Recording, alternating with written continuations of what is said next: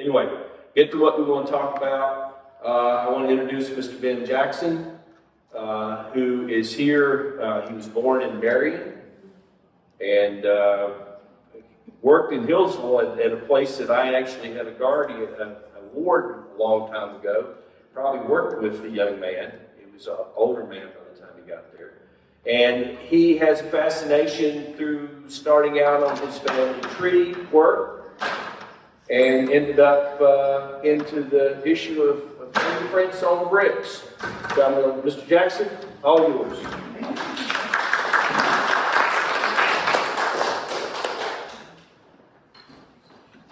You talk about fingerprints, and let me tell you how I got started with it.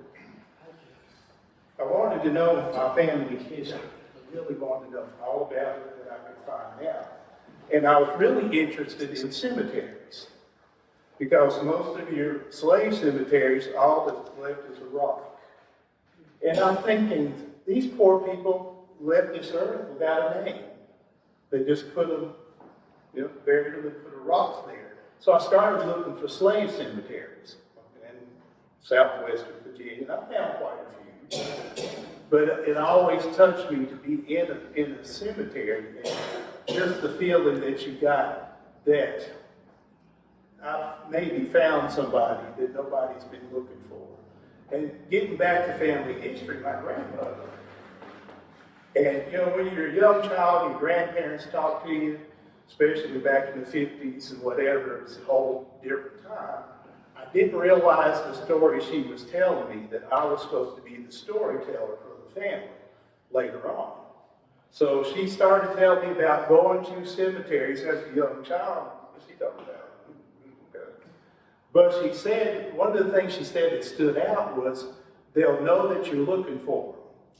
Don't be afraid. What's she talking about? I won't get into them, but I've got some stories that I know what she was talking about. Some things that have went on, and most of the time I'm the only one there. And things have happened, but I will tell you one in particular. This is one of the funny ones I have, and I'll get into the fingerprints. But we were looking for one of the family cemeteries.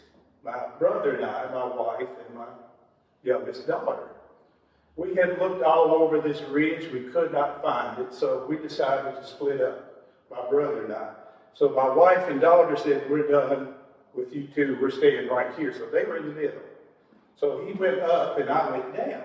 So as I'm going down, I'm walking, and I hear something that sounds like a truck coming. I said, oh Lord, we're probably on somebody's land, they're going to come shoot us or get rid of us, whatever. And it kept getting louder and louder, but I didn't see anything. Okay, I'll go back to that. They'll know don't be afraid.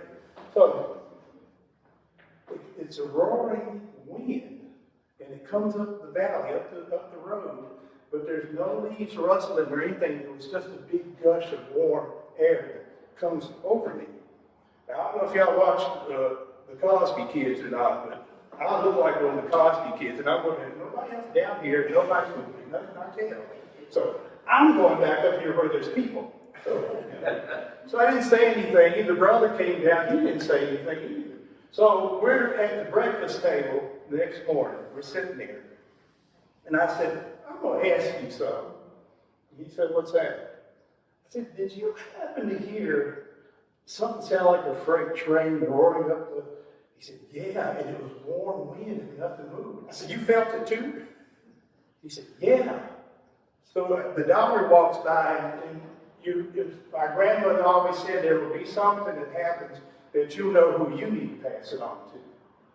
So the daughter walks by, she said, y'all talking about that warm wind that hit us in here? I'll go, yeah. So the wife comes by, and I asked, my wife's name is Angela, I said, did you feel any? No. So that let me know who's next in line to be told these stories that my grandmother told me, which it was just that feeling, that warm, nothing moving or whatever. And I probably, if the Olympics had been going, I could have hung in there with them, but I'm staying here. But getting back to the fingerprints of the cemeteries, So I started reading articles about fingerprints in South Carolina. Okay, that's cool. Charleston, I have a brother-in-law who was in the Air Force, and he was stationed in Charleston.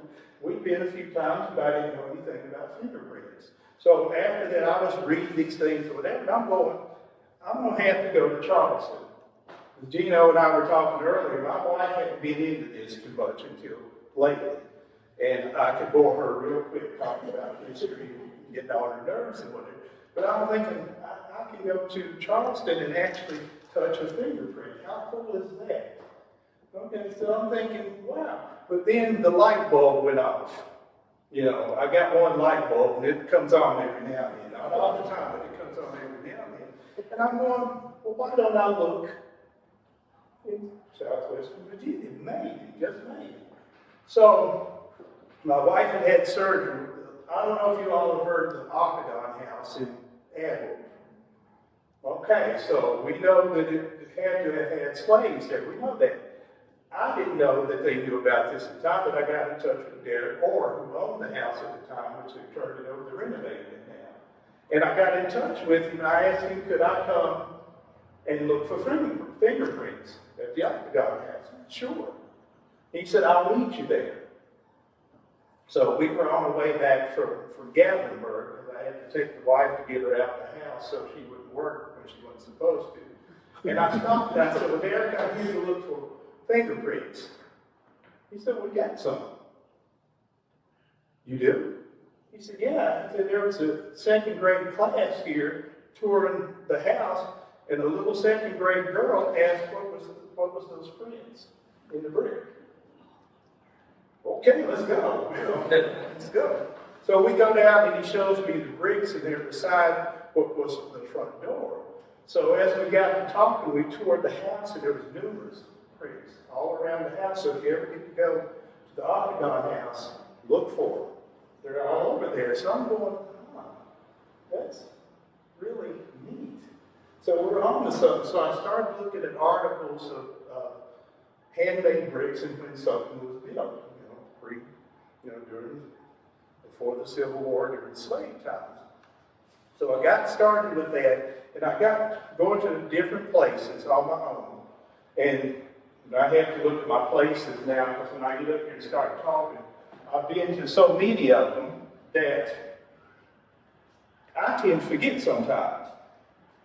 But what happened was, I'm not going to hold this long, I just have to get my mind going here, that I wanted to go to Major Graham's house. Well, it's, they got the Halloween stuff and whatever, which to me needs to be taken somewhere else and let this have the historical value that it is.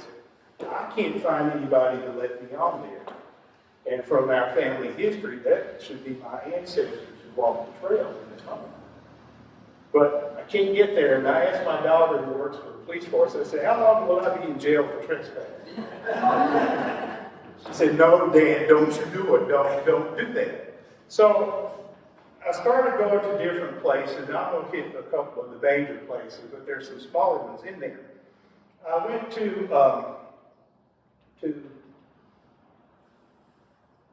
Stewart, and R.J. Reynolds home. And, I thought R.J. Reynolds would be North Carolina. It's owned by Ted and whatever. And I went there and visited there. They do have some prints there. But like I said, most of the time when I go to these places, there's nobody there. Nobody at all. On that day in particular, I had a feeling that I needed to go to Emory Henry University, which it is now Emory Henry College, because I saw where the houses that were on campus in a couple of buildings were, made with handmade bricks. So I'm there, and I'm going, well, I finally even get there in time because the wife is gone, no big hurry, whatever. So I went that day, and I'm looking at the first house, and I knocked on the door, nobody came to the door, and I couldn't find any. So I went over to the next house, I knocked on the door, rang the doorbell, and I'm going, what can they do to me? Put me on campus police, whatever. So I'm going around the building, And you all keep in mind when you're looking for bricks and you're looking, and it can be tedious sometimes looking at bricks from, just trying to find. So I'm out there and a lady comes out the back and I'm doing this number and she's looking at me going, let me explain what I'm doing here. So I explained, I said, I'm looking for, and I was talking to her. There was 3 perfect ones right there. Oh, wow. And I showed them to her, so she left and went back into the building, and then another lady comes out. Her name's Monica Holt, and she's head of the Alumni Association. So I told her what I was doing, found a couple more. She said, stay in touch with me, because we might want you to do something. So they asked me to come and speak to the Alumni Association. So, and then we will go look for prints. So after I got through speaking to the Alumni Association, we went down and looked for the prints. And as I said earlier, and as I always say, just because I don't see them doesn't mean they're not there. Because they could be there. We found 5 fingerprints, 5 fingers in a brick, which is really rare. Most of the time you'll find 1, 2, or 3, but very seldom you find 5. Well, there was a couple of them there. It's like, wow. And I thank you for letting me come and talk about that. That was one of the cooler things that happened, is to share that. I went to Monticello, and I knew they had them there, but I didn't know where. So our children live in Northern Virginia, and I had taken the grandkids home, and I had free time. And it'd been years since I'd been to Monticello, so I'm going, okay, I got free time, I'm going to look for fingerprints. So I get there, and I have an hour before my tour because they're letting me back in the house now, which is really cool. So I'm looking for the prints in the brick. Can't find them. And I looked everywhere, just whatever. So a lady was in the garden area, and I went over and asked her, I said, can you help me? She said, sure, what do you need? I said, I'm looking for the fingerprints in the bricks. Do you happen to know where they are? And she said, we refer to them as impressions. Okay, well, you show me where the impressions are. Okay, let's do this. So she did, and she said, well, I don't know the real meaning of them, but she showed there were male, female, and children's prints. Because you have to remember, children were really young, and they would put their prints in also.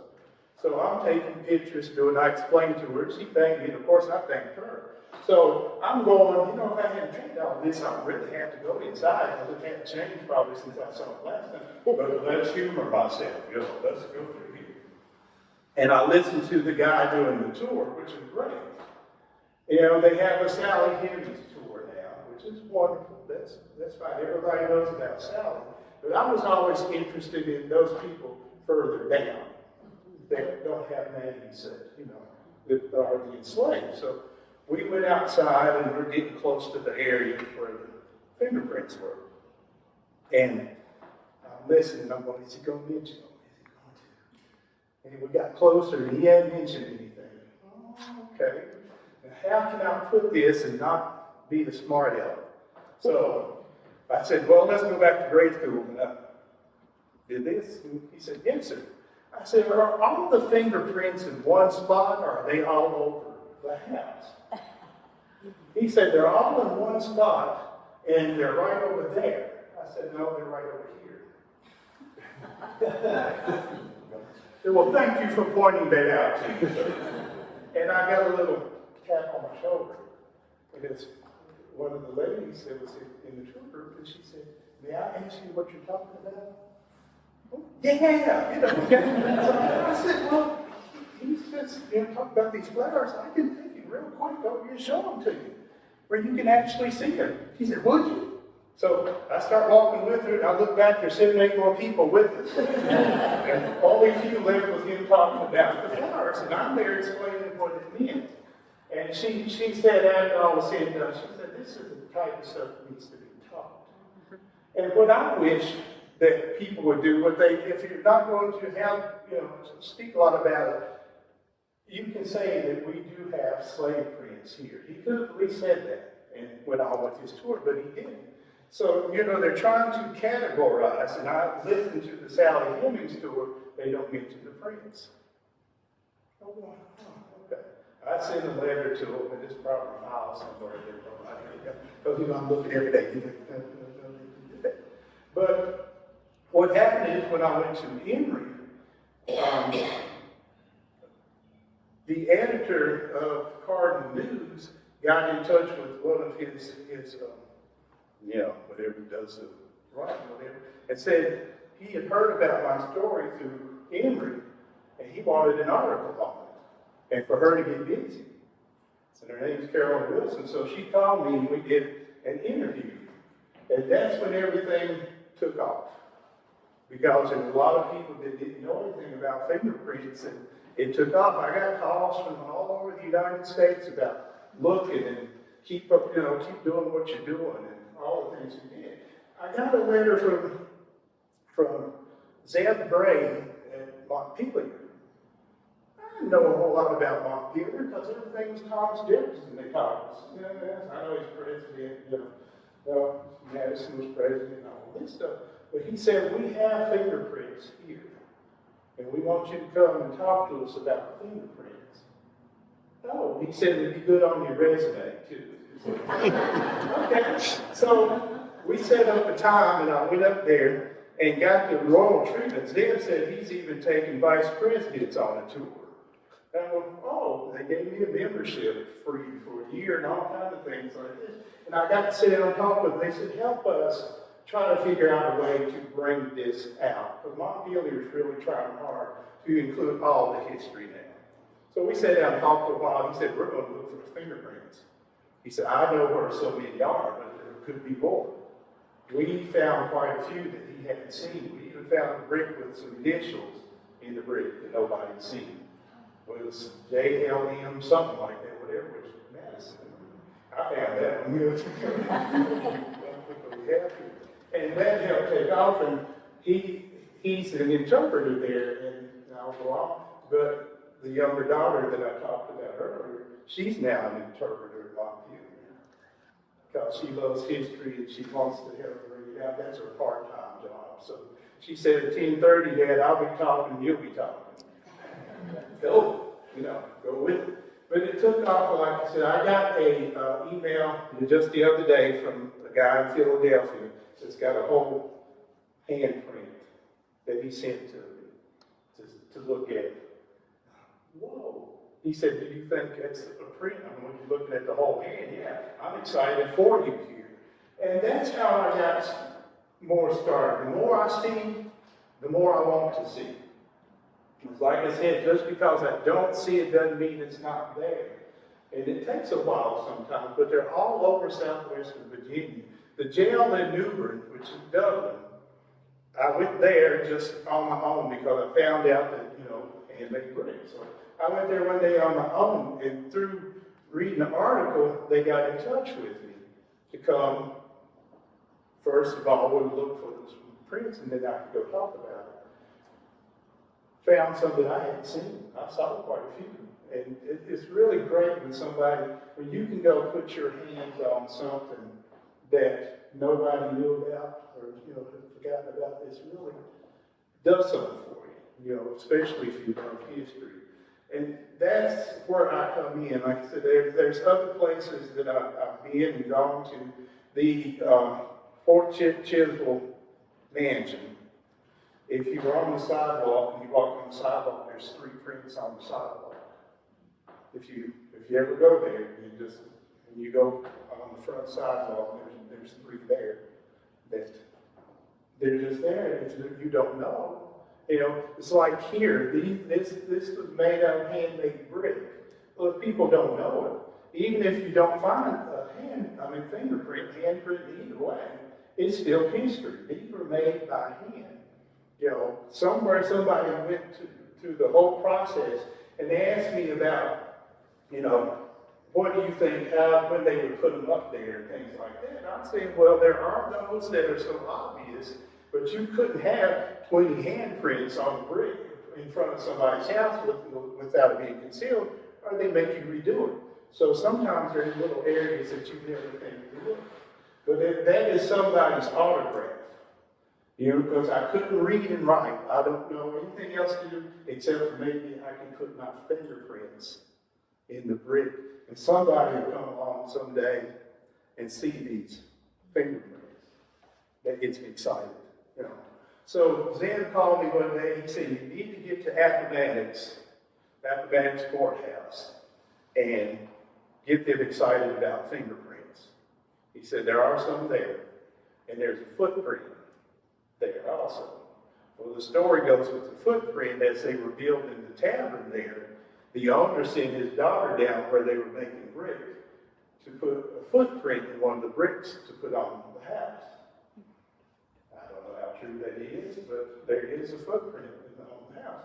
So I go in and ask the young man, do you know where the fingerprints are? He said, I don't know anything about fingerprints. Okay, you do now. You know, talk to him about it. And I'm going, you have something historical. I understand it's the Civil War or whatever, but you have something that, you know, all these people have been here for all these years and nobody pays attention to it. Just bring some attention to it, you know. We did find out. I went to Poplar Forest, too, right after that, since we were in Lynchburg area. And the lady that took us on the tour, she said, well, I've heard about it, but I don't know anything about it. You know.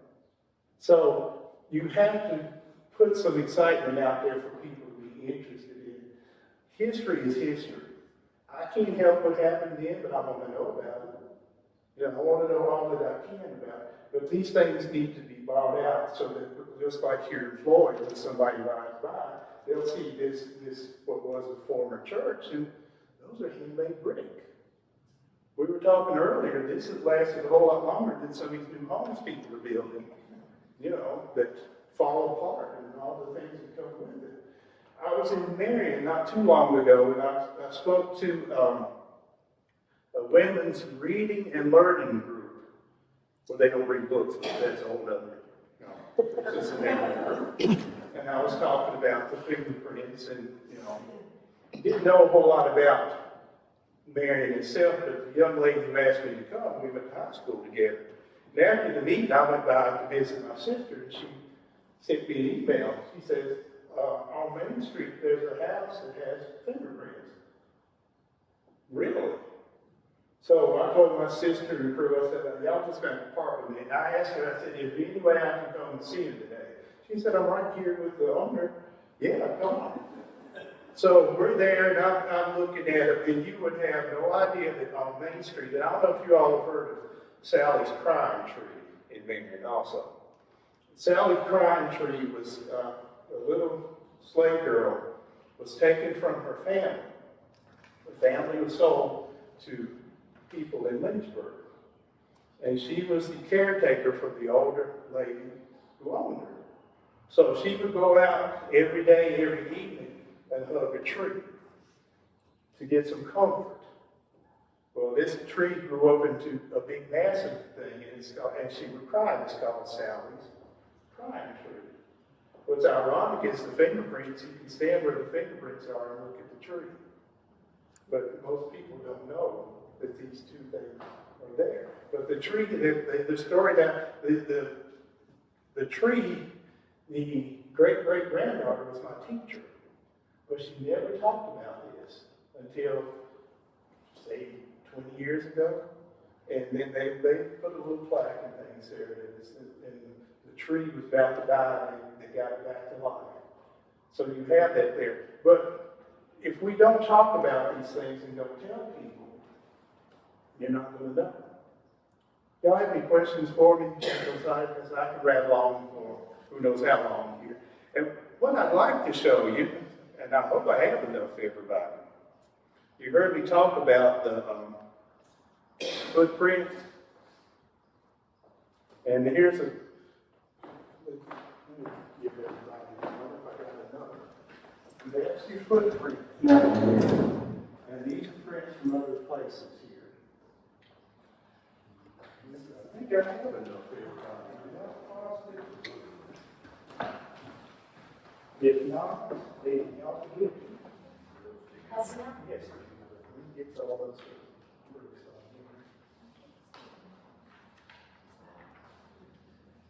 See. I think that's. I hope you don't work out. Also, while I'm at it,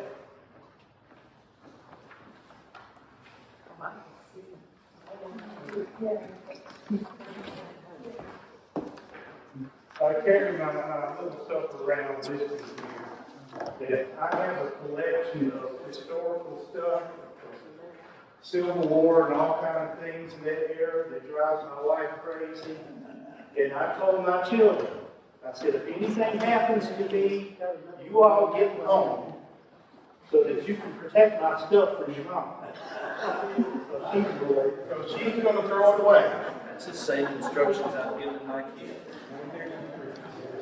Thank you. And if what happens is Yeah, looks so sweet.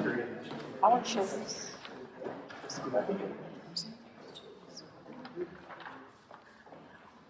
now, like I said, there's sometimes there's 2 or 3. So you have to look for this. Put that finger in. Those are from South Carolina. But if you put your finger, so when you're looking for them, when you go out looking for them, there's going to be that feel. Regarding footprints, Smithsonian, they found a footprint in New Mexico that's 23,000 years old. Signed. And that includes Homo sapiens from North America 23,000 years ago, which is 10,000 years farther back than I can. So footprints.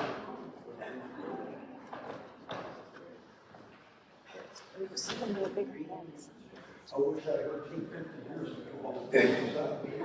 I wish I'd heard a whole lot of people 50 years ago, but I would know more about what I'm talking about. Have they found the Stratford Hall? I don't know that anybody's ever mentioned it. It's just a little. And another place I want to talk about is Prophet's Cove in Witt County.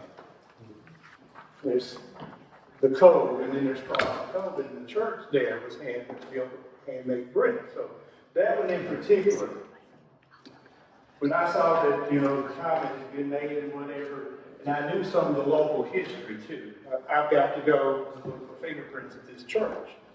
So this is one my wife was with me that before she got interested, we're working on that. Before she got really interested, she's sitting in the car, and I'm at the church.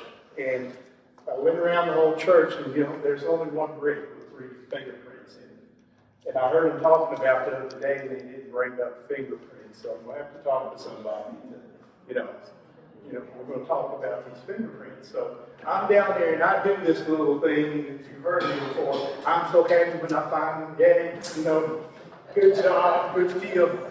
And I get back to the car, and she's reading. And I said, guess what? She said, you found some fingerprints, didn't you? I said, yeah, how'd you know? You're down there acting stupid like you do. Okay, well, I'm happy that I found them. But the history that goes with that, too. But you can look around the whole church, and if you know where to look, they're right there. So it would take somebody who's seen them before. Like I said, once you see them, you don't unsee them. That's one thing about it, you don't unsee them. I went to another in Poplar Camp, a home I didn't even know about. And one of our friends called and asked me, did I know about it? No. Well, her husband takes care of the shrubbery in front that was actually shipped over from England. And you'll find in Witt County, that area, these are a sign of wealth. So he takes care he's walking in these things, he takes care of whatever. So I'm going around the house looking for fingerprints. And I find some on the corner. I always take pictures. Wherever I go and I see them, I always take a picture. So I'm there and I took the picture and walked back to the car. And he said, did you find what you were looking for? I said, yeah. I said, let me show you. Come on. Let me show you what I'm looking for. We get back to the corner. To this day, I cannot find those prints, but I have pictures of them. And that's another one of those things. I hear Grandma talking again here. Okay, we need to go here, but it's really strange. And I know the area. I was there. I've got the picture of it.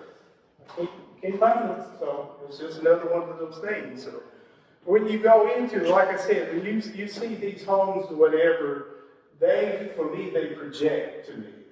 They project to me. And it's a feeling that I get, and like I said, most of the time I'm all by myself at these places, and it's just a feeling that, wow, they know I'm looking.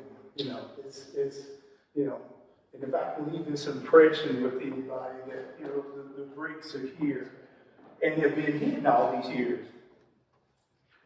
Now I've talked about everything here. In Grayson County, they have the old courthouse and the old clerk's building. There's one fingerprint on the clerk's building. Now I was looking at the old courthouse. I did not know somebody was living there, but there were no posted signs or anything like that. And I'm doing my number down here, and somebody comes out the door. Sorry. And he was the caretaker for the man who lived there. I said, well, he said, okay, he's not going to hurt anything.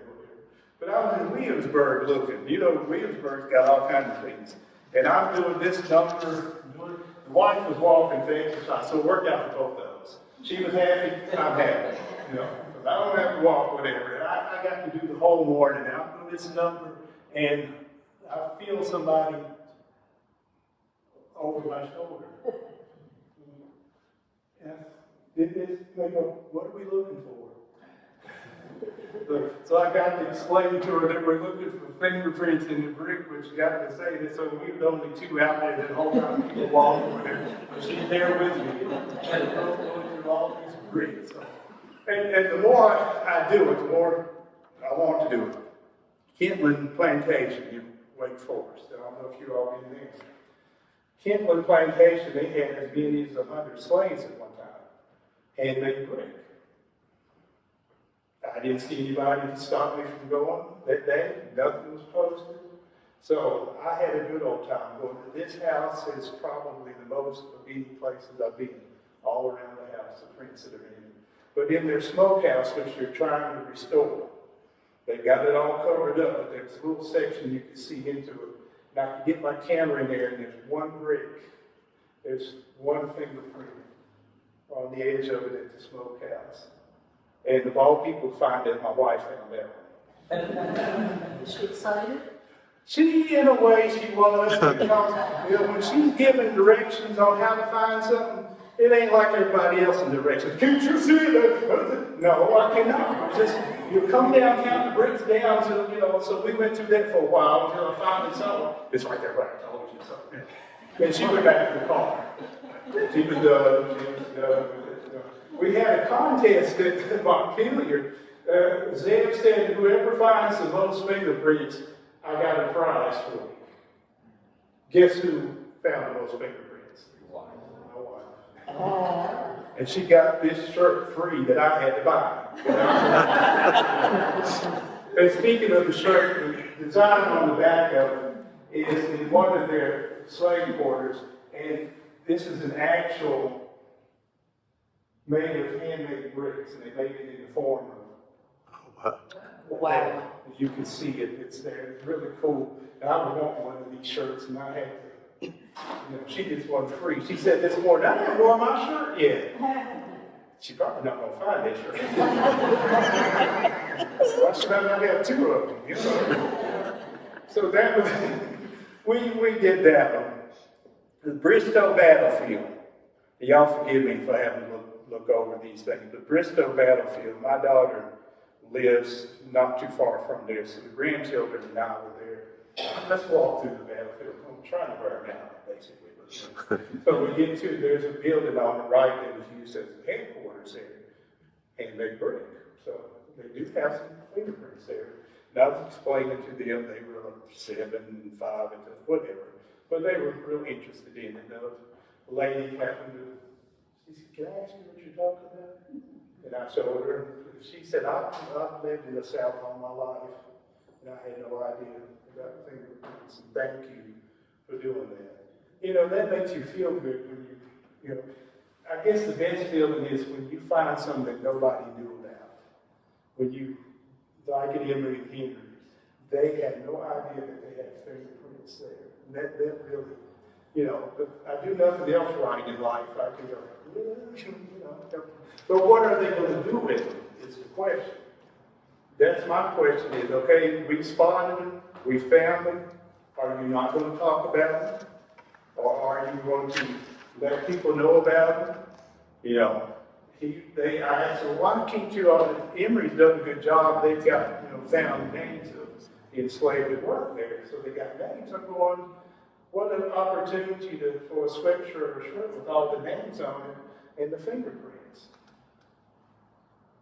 I hadn't heard anything about that. So all I can do is point it out and hope that somebody takes this as part of the history of the place. You know, what's going on there. There's many places I've got to go and want to go to look at them myself. Now, I have no problem with somebody who's already found them. I'm good. You know, just show me where they are. I get the same feeling if you tell me I got some as if I went and found them for myself. But if I don't share this with people, you're not going to know. You're not going to, you know, like we said talking earlier, the people talk about they hate me sometimes because now, since you told us this, we're looking at everything with a brick on it, stopping alongside the road or whatever. And I'm like, yeah, you know, that's a good part of it. Let me see what I've missed out here. I think that's pretty much all that I've done. Like I said, I've gotten calls. It's not all that I've done enough to talk about what's going on. Y'all have any questions for me? Okay, I guess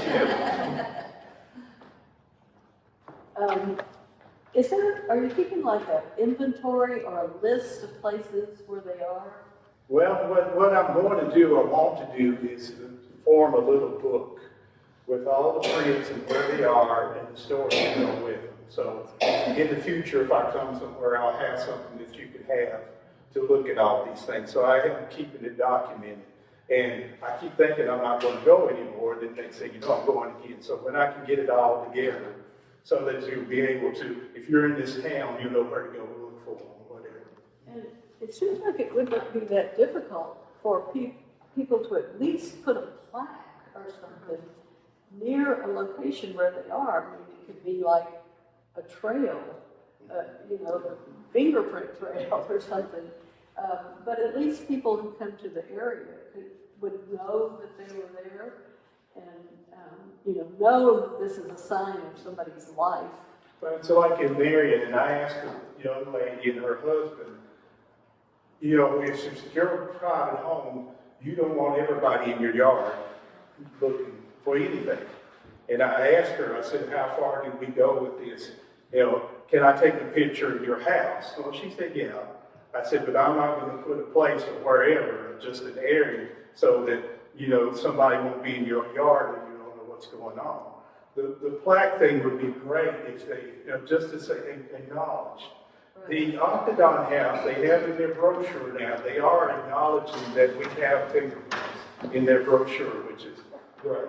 Derek and I talk a whole lot with each other, so they do have that, you know, that we do have fingerprints in our brick. I kind of grew up with handmade brick because my great-great-granddaddy was a brick and stone mason. He worked in Atlanta, rebuilding Atlanta. He worked in Noonan, Georgia, and he worked in Gadsden.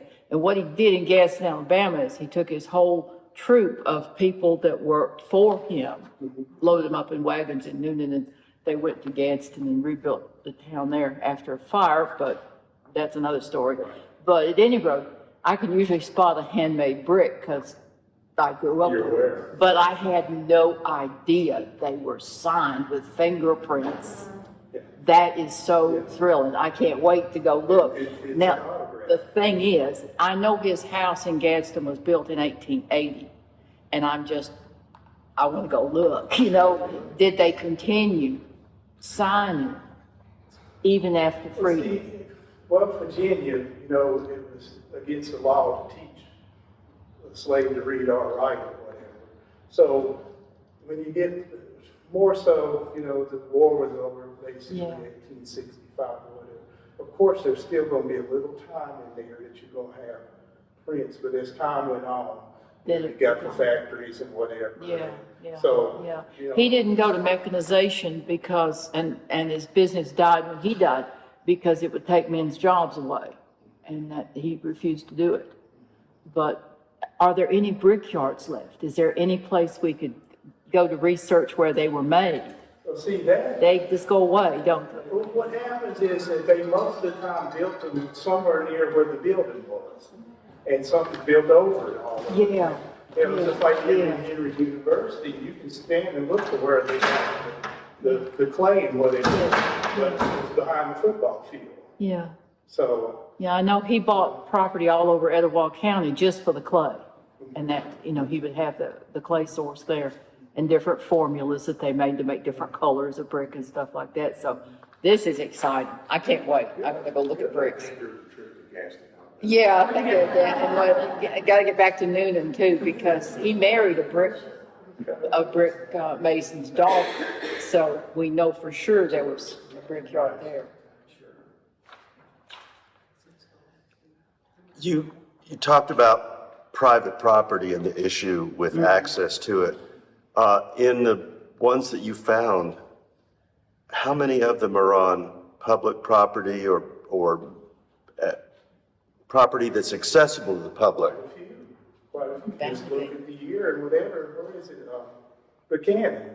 There's one print on one of the houses that's a historical, that's one print on it. And I saw when it was built and I stopped and went, there's one print that's on Main Street. You know, people walk by these things for years, and if you don't know, you know. I also like, I tell people about, think about, and it is an autograph, it's something to remember me by, but strategically put them in places sometimes that hopefully somebody will see it. You know, there's some that are up high and around window faces and doors and whatever, you'll see them sometimes, not always, but just think about when they were building, whatever they were building, and knowing that, you know, I've got one or two here with my fingerprints on them. Y'all keep an eye out for me here while And another thing I found out at a couple of houses, and actually the one in Marion, the family would write the family history in the mortar between the bricks. Dates and all kind of things in the bricks. And there's one in Abingdon that I got invited to come read some of it. I'm going, whoa, history right here. You know, but again, if you don't know what to look for, just pass by. Yeah. Okay, so what role does going back to the courthouse documents and tracking, because some of these homes we know, we can extrapolate, were built exclusively by slave labor. We know Monticello, you know, but some of these other rural areas of Virginia where the slave population was lower, what role, has been considered to go back to the court records, find out who was the primary builder, go back to the census records, how many slaves or non-slaves, like who was working for that builder? Were they freemen? Or brick mason. Or were they slaves? Or were they freemen? Because some of these mountain areas, it could have been a mixed, and very much a mixed lot. So that's something where we could start to narrow down the likelihood, say for this building, we know the brick builder who built this building. We could go back and look at the census records and see, did he own slaves? If that builder owned slaves, then we can actually have a definitive list of the likely men who would have made the bricks for this building. And skills were listed sometimes, weren't they? Right. Yes, another thing to keep in mind also with it is, I guess I'll pick on Carroll County. Carroll County and a few other places, a lot of people said they didn't own slaves. But the builder may have. But they rented. Very often rented.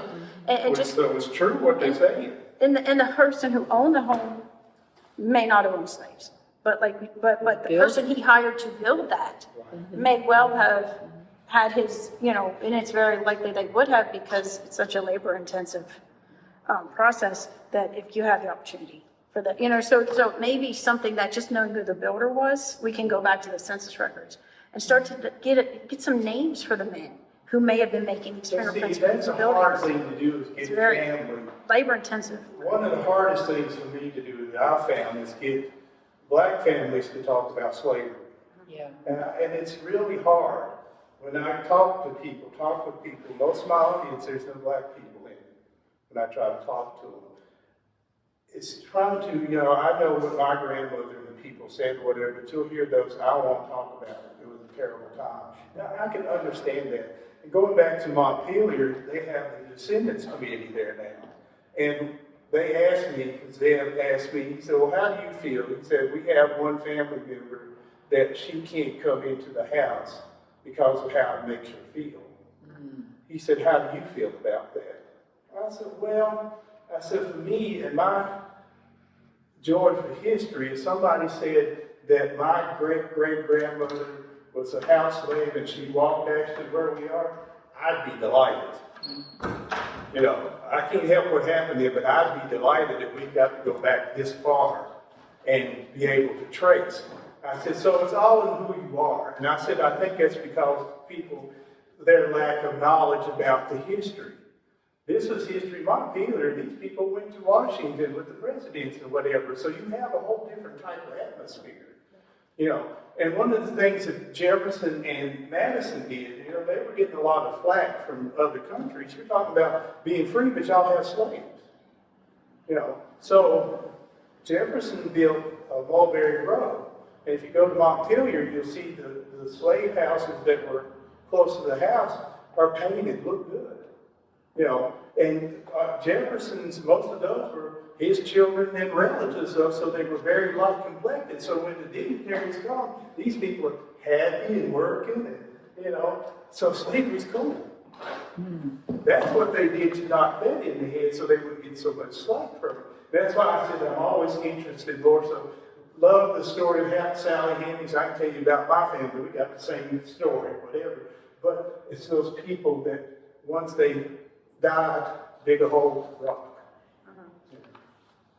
One thing I've noticed, a lot of people used to say, well, black families took the name of their owner out of pride of the house. I don't think so. I think they know whose baby that is.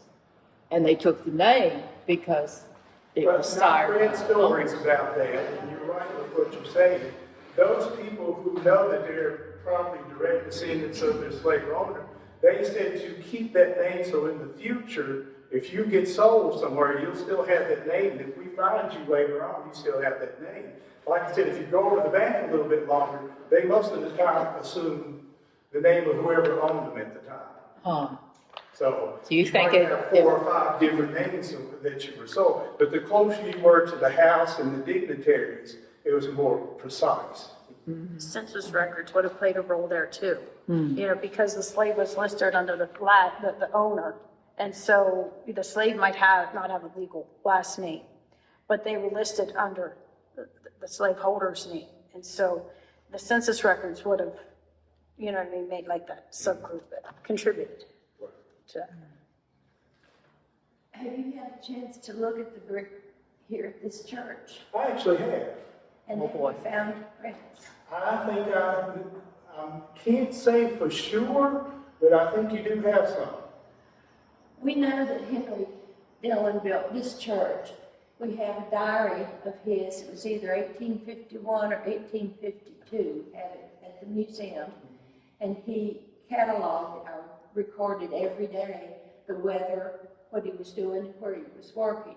In that diary, we know that at the same time he was working here, he was working at the courthouse, working outside and inside of the 1851 courthouse, and at Glen Anna, and where else, Gina? Across the street, he was working At his house.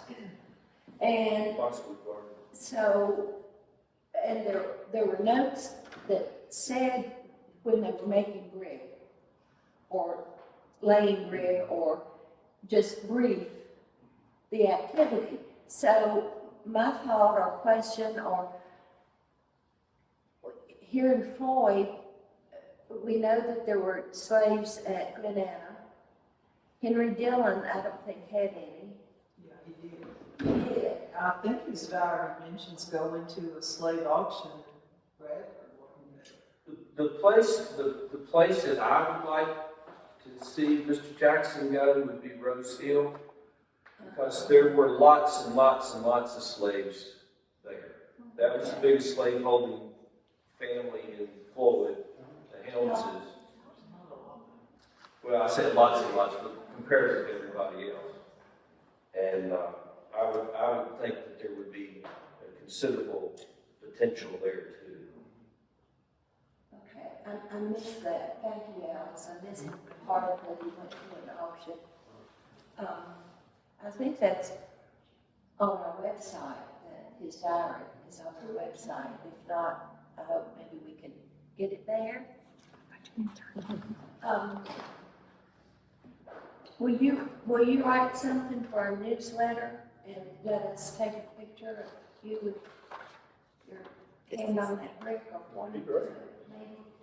So we can help spread the word. That's what, if I don't leave anything else with you, just the idea that they're out there and you want to see some for yourself or look at them, it's awesome. Do you have a card? I don't, and I was asked that not too long ago. I guess I need to get some cards, but I can give you my information. I do, because I would love to get you in to speak to my students at Virginia Western and Roanoke. Okay. We have a new Virginia history class we're launching. We have a new African American history class we're launching. And if we can consolidate the students and get you in to speak to some of these students, to start planting it in our young people's minds that they need to be looking at this as they move. I would love to get you in to speak to. I would be more than happy to do it. Excellent. Who are the historical society people here? I'm sorry, I don't know. There's one. Gino Williams is our president. Jim Slusher. Okay, because I was wondering if, I would be interested in, I don't know all the history around here, I don't know very much at all, but I would be interested in trying to identify, systematically the places that could have them and looking for them. I mean, just as a volunteer. We'll come with And us they to the agree. museum after this is over. We'll sign up. You right up. Is that right, Gina? This is Jim Slusher, our vice Sign you right up. Volunteers are good. The really great thing about something like Well, my that cousin is volunteers. when I went to Newbern, Dublin, to the jail and talked with them or whatever, and they do things for the kids, different ages and whatever. And what really delighted me is they took them to Giles County and the Andrew Johnston house, where it has fingerprints, and the kids knew to look for them from being there, and they found some, and they sent a picture to me. Wow. Oh, wow. Yeah. Yeah, it's nothing like planting a little history, watching it grow. Hey, I came to your talk, And you have them.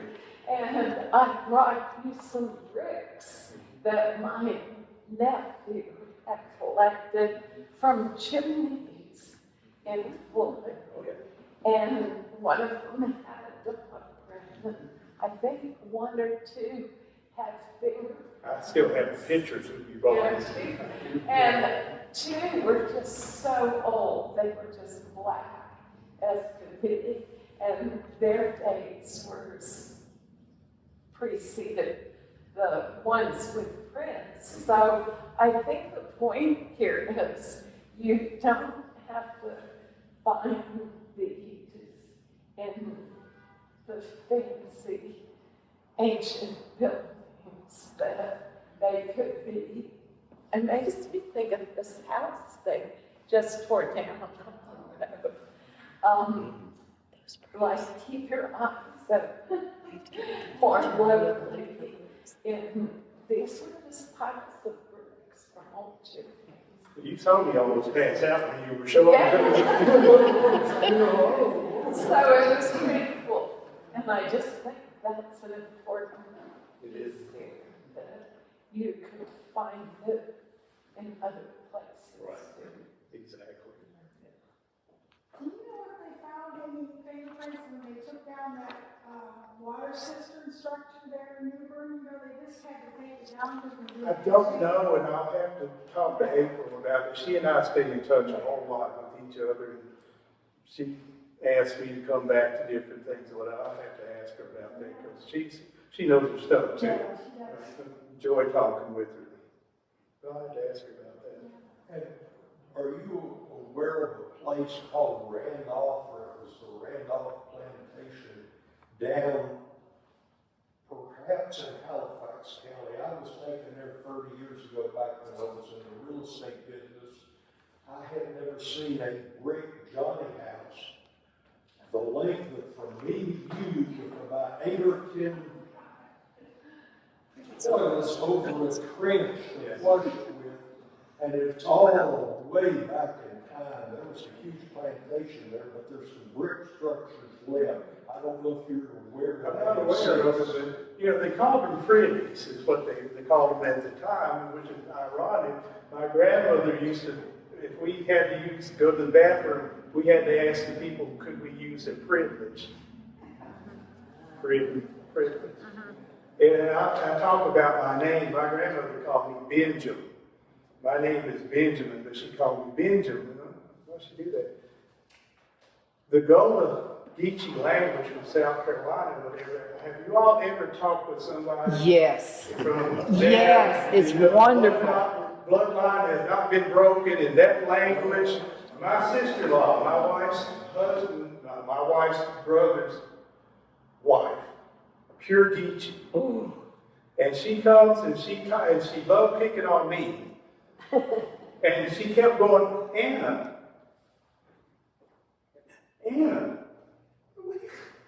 ain't that right? All in one word. How am I supposed to know that? You're the one that, but she would say stuff and she just see me standing there and she'd laugh her head off, but she knew I didn't know what she's saying. Except for the Anna, I did get that one, but, and she still does, and she's still around. But if you ever hear that language, so going back, Benjamin combined the whole thing. I said, y'all gone, and now I have to start looking in another direction here. This family history stuff and whatever.